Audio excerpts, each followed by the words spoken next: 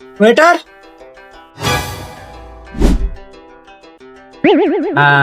बोला सर, काय सेवा करू आपली? वेटर आपल्या पाशी सगळ्यात भारी क्वालिटीची सब्जी कोणची आहे?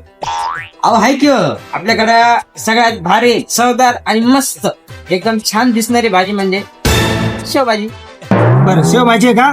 लवकर होत असेल तर पटकन घेऊन या.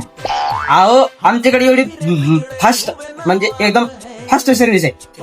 तुम्ही नुसतं डोळे नजर फिरूस तर शेवभाजी टेबलवर.